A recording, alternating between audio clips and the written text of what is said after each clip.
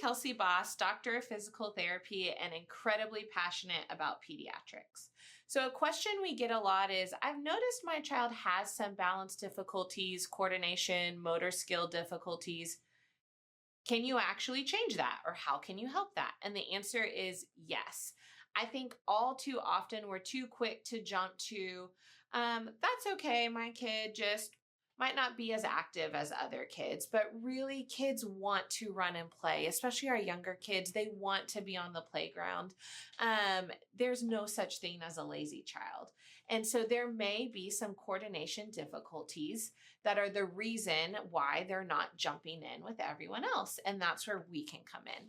So we are going to do a full evaluation, and there are so many things we're going to look at. We're going to look at their strength, their posture, their balance. But a lot of times there's some other more subtle things at play that can be contributing to these motor difficulties. So one of those things could be impaired retained primitive reflexes. So the best example, the quickest example I can give is, as babies, we have reflexes that are designed for us to survive. One of those is when you turn your head a certain way and the arms go like this. That's called an ATNR reflex.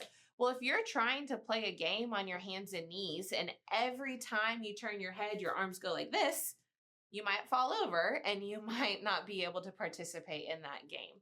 And so therapists can help with reflex integration. They can help with strength, motor coordination, and motor planning. So maybe your child is really strong, but your brain and their muscles just aren't connecting. And so we want to help their body plan for certain movements, something that comes more naturally for some rather than others.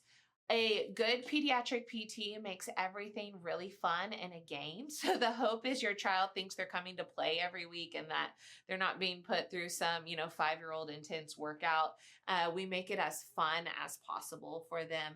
And so we attack those impairments from lots of different angles. It's very rarely one thing. Everything is almost always multifactorial. So there might be a little bit of decrease in balance. There might be a little bit of decrease in strength. And then when we put everything together, they're able to move a little bit more fluidly with more symmetry and jump out on the playground with everyone else. So if you're watching your child play and you feel like they're having a little bit of a hard time jumping in, get a screen with one of your local therapists who can help with motor planning, motor coordination, and balance so that your child can be out there running with the rest of them.